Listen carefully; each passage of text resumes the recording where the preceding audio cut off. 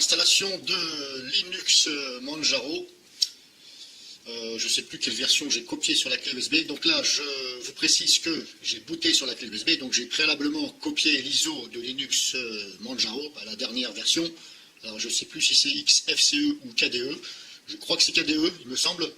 Donc je précise que je viens donc de booter ce Linux Manjaro sur le PC, un Asus, auquel il y a déjà un Linux dessus. J'ai déjà un Linux Mint, voilà, avec donc qui est sur le disque dur, non partitionné.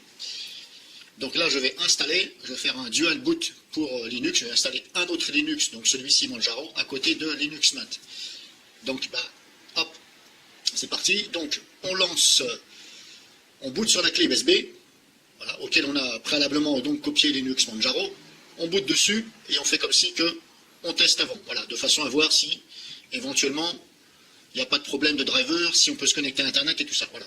C'est quand même mieux de faire ça, parce que bon, si vous installez et puis après vous apercevez qu'il y a une incompatibilité de pilote, etc., bon, ça arrive rarement, mais ça peut arriver. Donc c'est quand même mieux de tester éventuellement comme ça, éventuellement sur plusieurs jours. Bon, personnellement, je n'ai pas testé, c'est pas grave, hein, c'est juste comme ça pour vous montrer. De toute façon, si ça ne va pas, je supprimerai donc ce Linux Manjaro. Le Linux Mint qui est déjà installé sur ce PC de disque dur n'a pas de souci. Voilà, les drivers, tout correspond, aussi bien matériel, tout ça. Donc là, c'est parti. Maintenant, on a le choix entre ici install Manjaro ou éventuellement Manjaro Architect. Alors, il me semble bien que Manjaro Architect, c'est aussi un OS de Linux. Alors pourquoi il est sur la clé USB, je me demande, parce que je n'ai pas téléchargé de Linux Manjaro Architect. Effectivement, je l'ai vu sur le site, mais je ne l'ai pas téléchargé. Alors peut-être qu'il est déjà inclus dans l'ISO de Linux Manjaro KDE, je crois. Donc ça se présente comme ça, une fois qu'on est là, on double-clique ici, on est sur la fenêtre de l'installateur. Alors en espérant que vous allez bien voir, normalement oui. Donc en même temps, je vais vous faire le petit discours. Donc la fenêtre de bienvenue, etc. Hop, là, on n'a pas le choix que de cliquer sur suivant. Ensuite, on choisit l'endroit où on est. Là, je suis en France, donc il me met sur Paris. Alors, je vous précise que je suis connecté déjà à ma box. Il est possible que vous, si vous n'êtes pas connecté à votre box, il est possible que vous ne soyez pas au bon endroit. Donc, il va falloir choisir la région et la zone. Donc,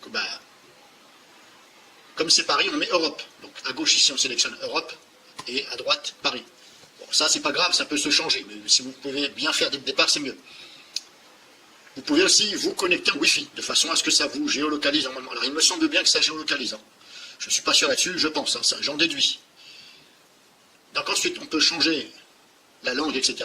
Ici, moi, je ne vais rien changer. Hop, ici, suivant. Là, on ne se précipite pas, on regarde bien à gauche et à droite si on est bien sur France, si vous êtes en France, bien sûr, et à droite, vous sélectionnez bien le clavier, voilà, AZERTY, etc. Donc ne vous trompez pas, de toute façon, c'est pas méchant, ça peut changer, mais comme je vous dis, c'est mieux de faire bien dès le départ. Donc à gauche, j'ai mis France, French, et à droite, French AZERTY. Là, on clique sur suivant. Là, ici, on choisit. Donc là, il me met sur ma clé USB. Or, ce n'est pas sur la clé USB que je vais installer sur mon disque dur. Donc il faut déjà regarder là-haut, hop, ici, sélectionner. Donc là, il me fait voir mon disque dur.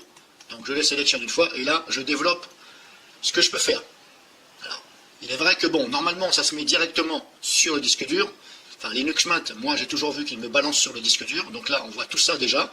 Mais là apparemment vous avez vu, il m'a mis sur la clé USB. Bon, je sais pas, c'est comme ça. Ensuite, on a plusieurs choix. On a 4 solutions. 1, 2, 3, 4. Première, installer à côté. Installer à côté, à côté de éventuellement Linux, un autre Linux. Ou un Windows, remplacer une partition, effacer le disque, etc. Là, c'est vous qui choisissez. Donc, pour ma part, je vais l'installer, comme je vous dis, à côté d'un Linux. Alors, ça aurait pu être à côté d'un Windows. Mais là, comme j'ai déjà une solution Linux qui est sur le PC, je vais lui dire installer à côté. Donc, c'est bien marqué, l'installateur va réduire une partition pour faire de la place pour Manjaro.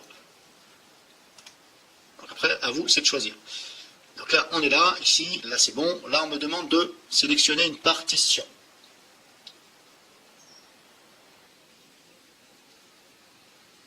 Faire glisser la barre. Alors, faire glisser la barre. Où est cette barre? Ok, d'accord. Alors, la barre, elle est ici. Au début, on ne la voyait pas. Donc, vous prenez la barre. C'est la barre qui va vous attribuer combien de gigas par rapport au disque dur. Donc, vu que c'est Linux, système d'exploitation Linux, ça prend pas trop de place par rapport à Windows. Voilà, Windows, il faut, on va dire, pour que ça fonctionne bien, voilà, sans trop de ralentissement, tout ça, il faut un minimum, voilà, je dirais bien un minimum de 60 Go, mais minimum. Un Linux, ça n'a rien à voir. Un Linux, il va fonctionner sur, voilà, 15-20 Go minimum, voilà, on va dire 15 Go minimum. Après, il ne faut pas non plus mettre 15 Go, surtout que vous allez télécharger des choses, des mises à jour. Donc, si votre disque dur est assez grand, voilà, vous pouvez mettre, comme dans mon cas, par exemple, il fait 700 Go, 600 et quelques, je crois, 700 Go, voilà. Donc, pour ma part, vu qu'il fait 700 Go, j'ai déjà un Linux dessus, donc je vais diminuer de façon à ce que le premier Linux prenne simplement, voilà, je vais dire 150 Go à peu près. Donc je maintiens donc ici, vous mettez votre souris sur la deuxième barre en bas, il y a une première barre ici et une deuxième ici. Et quand vous mettez la flèche de votre souris dessus, votre souris se transforme en flèche gauche et droite. Donc vous maintenez le clic gauche, appuyé, et vous faites glisser vers la droite ou vers la gauche. Et en même temps, vous avez les valeurs qui s'affichent. Donc c'est en MO. Donc j'avais dit j'allais mettre, hop, à peu près 150. Voilà, on peut, ça c'est moi, c'est personnel. Hein. Je peux même mettre 200. Voilà, je vais plutôt mettre 200. 200 ou 150. Je vais déjà essayer avec 150.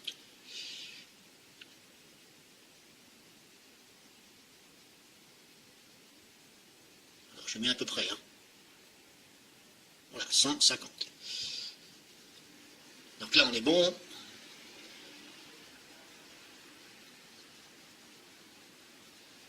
Donc on vous fait voir Linux Mint, il a détecté donc j'avais un Linux Mint, donc c'est la partie qui est en bleu. Vous avez vu ici. Là, il a vu qu'il y avait un Linux Mint. Donc Linux Mint est en bleu, ici. Donc ça veut dire qu'en dessous, c'est les récapitulatifs. Ça veut dire que maintenant mon Linux Mint, avant il était sur tout le disque dur, il occupait tout le disque dur, donc les 700 Go. Maintenant, ça va être réduit dans la partie bleue, donc beaucoup moins grand, donc 150. En espérant que vous ayez compris ce que j'ai dit. Et donc le rouge, ça va être consacré à l'autre système d'exploitation. La valeur que j'ai mis là, 150, j'aurais pu mettre moitié-moitié. J'aurais pu dire, tiens, le disque il fait 700 Go, je vais mettre 350. Mais le problème, c'est qu'il faut penser à une chose quand vous faites ça. C'est qu'un système, un disque dur, mécanique, c'est pas un SSD, c'est un mécanique.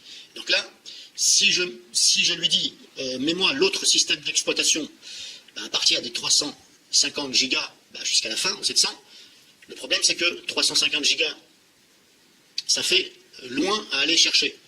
Quand le disque dur il travaille, eh bien, la tête de lecture elle se déplace du point A vers le point B. Donc ça va mettre un peu plus de temps pour aller jusqu'au milieu. Tandis que si je resserre, je dis tiens, je mets beaucoup moins, je resserre les deux systèmes d'exploitation vers le début du disque, donc c'est pour ça que j'ai mis 150, pour resserrer au maximum, ça va aller beaucoup plus vite pour aller chercher le système d'exploitation. Alors après, bien sûr, ça dépend aussi de la puissance de votre PC, tout ça. Donc il faut bien aussi penser à ces choses-là. Ça, c'est juste un petit plus. C'est pas obligatoire, mais voilà, il faut quand même réfléchir à ça. Donc là, c'est bon, je suis sûr, je clique sur suivant. Pour l'instant, ça n'a rien installé, donc là, on peut toujours échapper. Si vous êtes perdu ou quoi que ce soit, vous faites annuler, oui, j'annule tout, par exemple. Donc là, on vous demande votre nom, votre prénom, etc. Là, je vais le faire. Par contre, je vais couper ça au montage, bien sûr. Donc vous n'allez pas le voir. Donc je le fais et je reprends tout de suite. Donc là, j'ai saisi toutes les informations. Alors n'oubliez pas, vous regardez bien, n'oubliez rien, il y aura le mot de passe. Et je vous invite aussi à cocher, bien entendu, il ne faudra pas oublier, démarrer la session sans demander de mot de passe, ce sera mieux, et utiliser le même mot de passe pour le compte administrateur. C'est mieux de cocher ça, parce que sinon vous allez avoir des mots de passe, et si vous risquez de ne plus en souvenir, eh bien là, ça va être un petit peu l'embrouille si vous n'êtes pas assez doué pour aller dépatouiller tout ça. Donc vous ne pressez pas, et ne mettez pas un mot de passe trop long, même si ça vous indique mot de passe trop court, ne mettez pas un mot de passe trop long, parce que sur Linux, le gros souci, c'est pas un souci, c'est que le fait qu'à chaque fois que vous installez des mises à jour, vous désinstallez quelque chose, vous faites des commandes, etc., à chaque fois, il demande le mot de passe, tout le temps. À un moment donné, ça devient agaçant. Bon, alors pour l'instant, je ne sais pas comment remédier à ça, mais ne vous inquiétez pas, mettez un mot de passe court, comme ça, vous n'allez pas vous embêter. Donc ça, c'est personnel. Si vous voulez mettre un mot de passe long, vous me en mettez un. Mais après, à chaque fois, il faudra saisir votre mot de passe qui sera long, il va falloir vous en souvenir en plus, ce qui est toujours pas évident des fois. Donc là, vous remplissez bien, voilà, Alors bien entendu, vous ne voyez pas ce que je fais, c'est normal puisque il y aura un écran noir. C'est normal puisque je ne fais pas voir ce que j'ai mis. Donc vous inquiétez pas, il n'y a pas de souci. La vidéo est toujours valable. Donc là, je clique sur suivant. Donc là, maintenant, nous sommes ici. Il me fait voir une dernière fois ce que ça va donner. Donc, il me fait voir exactement les partitions. Linux Mint 19 Tara qui est déjà sur le disque dur, qui est déjà installé. Donc, ça va me faire 146 Go et Manjaro fera 552 Go. Voilà. Après, libre à moi de repartitionner de façon à créer une autre partition de stockage où je vais mettre mes photos, etc. Parce que sinon, je vais me retrouver avec un Linux de 146 Go d'un côté et Manjaro de 550 et quelques. Bon, c'est pas grave, parce que de toute façon, j'ai déjà bien partitionné. Donc, vous vérifiez. Si vous voulez changer, ben, vous revenez en arrière, vous faites précédent, et puis ben, vous recommencez. Donc, localisation, clavier, regardez bien tout ce qui est marqué, parce que ça se peut que vous avez fait une erreur. Fuseau horaire, etc. Bon, ça, vous pouvez changer après. Hein. Même le clavier, normalement, ça peut changer. Mais si vous pouvez bien faire, c'est encore mieux. Et là, on clique sur Installer. Et là, attention, si vous cliquez sur Installer maintenant, là, c'est trop tard. Donc, il faut bien réfléchir, oui ou non. Hop, oui. Et là, hop, c'est parti, ça redimensionne. Donc là, c'est parti. Ça crée une partition et ça installe. Donc là, si vous avez fait une erreur ou quoi que ce soit, là, c'est terminé. Vous pouvez tout réinstaller. Donc le temps que ça installe, je mets en pause. Parce que ça va prendre à peu près, voilà, entre 15 et 20 minutes, à peu près. Donc je mets en pause. Alors bien entendu, je vous précise et je vous recommande, si vous faites ça sur un PC portable, branchez-le. Ne comptez pas sur la batterie. Même si vous êtes sûr que votre PC tient 2-3 heures, c'est quand même mieux de le brancher sur le secteur, parce qu'on ne sait jamais. Voilà, il suffit d'avoir un problème, et puis ça fout tout en l'air. Le PC va planter, impossible de récupérer la partition, puis là, vous n'avez plus qu'à tout recommencer à zéro. Donc branchez-le, ce sera encore mieux. Sinon, que vous dire de plus? Je vais en profiter. J'ai voulu faire l'essai en installant, donc, hop, je vais faire ça, en installant un autre Linux Mint d'une autre version à côté de ce Linux Mint. Donc j'ai fait la même chose, je l'ai copié sur la clé USB. J'ai fait la même chose, mais le problème c'est qu'au moment de l'installation, au repartitionnement, il me créait une erreur. Il me disait erreur, je ne sais plus quoi. Donc j'ai recommencé, et ça ne voulait pas. À chaque fois, il me disait erreur, alors que je ne voyais pas d'erreur. J'ai fait la même chose que ça. C'était à peu près le même principe. Et puis Linux Mint n'a pas voulu se mettre à côté de l'autre Linux Mint. Bon, j'ai pas cherché à dépatouiller. Je me suis dit, je vais installer Linux Manjaro, parce que c'est pas trop mal en fin de compte. J'ai regardé sur certains tutos à YouTube. Je ne vais pas citer de nom parce que c'est pas le but. C'est pas pour faire une question de publicité ou quoi que ce soit, je m'en fous. C'est que j'ai regardé sur plusieurs vidéos et c'est vrai que ça me paraissait pas trop mal. Voilà, l'apparence, tout ça, c'est voilà. Donc je me suis dit, tiens, je vais installer Linux Manjaro à côté de Linux Mint. Bon après, c'est vrai qu'on peut se dire, mais pourquoi il installe de Linux? Eh bien, c'est parce que en même temps, moi, ça va me servir pour voir laquelle est stable, puis voilà, comme ça, au moins j'en aurai deux. Parce que comme toutes les versions de Linux ne se ressemblent pas du tout, il est quand même bien de toucher un petit peu à toutes les versions, enfin toutes, voilà. Si vous pouvez en toucher 2 ou 3, voilà, ou 4, il ne faut pas hésiter à les essayer, vous mettez ça sur une clé USB, il ne faut pas hésiter à essayer, voilà, sans les installer, vous mettez ça sur une clé USB, vous pouvez mettre ça sur n'importe quel ordinateur, vous démarrez sur la clé USB, vous testez, vous regardez, vous choisissez celle qui vous convient. Moi, c'est ce que je fais. Et puis pour l'instant, voilà, pour l'instant, je place entre parenthèses, Linux Mint en premier, de ma préférée, parce que c'est celle qui se rapproche le plus de l'apparence de Windows, grossièrement, voilà, menu démarrer, etc.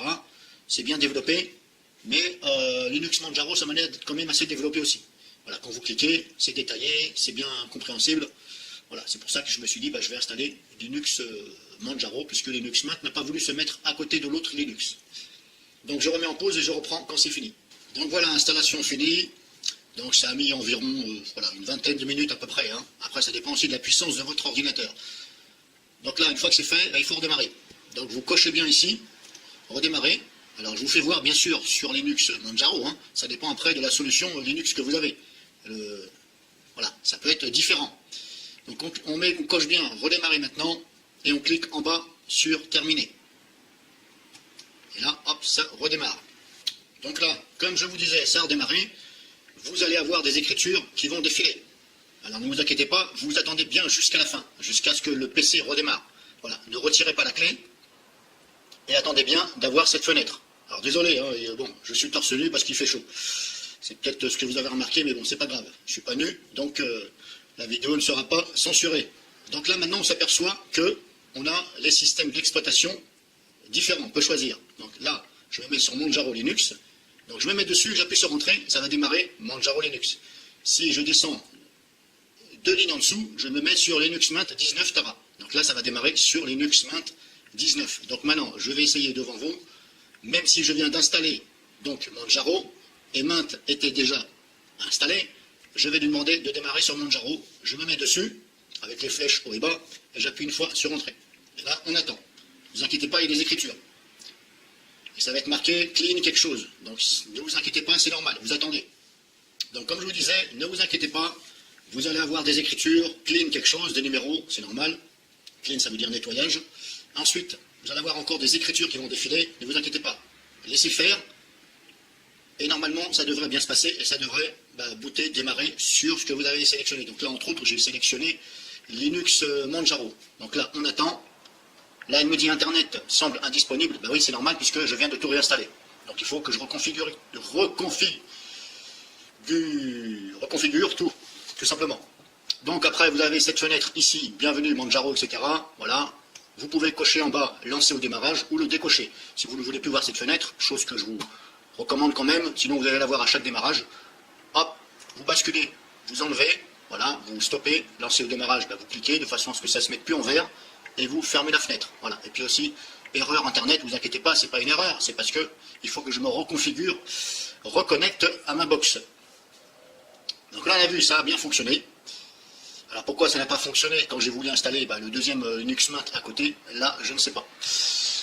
Il y a des choses que je ne comprenais pas, j'ai essayé, ça ne fonctionnait pas. Donc j'ai pas cherché à comprendre plus loin. Et de toute façon, ça me permet de tester 2 systèmes d'exploitation Linux différents sur le même PC. Après, vous pouvez bien entendu tester tout ça sur VirtualBox, mais voilà, c'est pas pareil, c'est pas la même sensation. Voilà, c'est vous qui choisissez. Donc comme je vous ai dit, ne vous inquiétez pas, au redémarrage, quand vous allez redémarrer, ne retirez pas la clé. Une fois que vous tombez sur la fenêtre de boot qui vous demande sur quel système d'exploitation, là vous retirez la clé sans problème, vous pouvez l'enlever, mais pas avant, ce sera mieux. Et puis si vous voyez que ça fait des écritures, et puis pendant une demi-heure, 1 heure, eh bien il y a toujours des écritures et ça ne bouge pas, eh bien là à mon avis c'est que il y a peut-être un problème. Donc là, je ne peux pas vous dire puisque je ne suis pas devant votre PC, devant votre écran. Donc là, je ne peux pas vous conseiller quelque chose. Mais normalement ça devrait bien se passer. Donc démo fini, et voilà.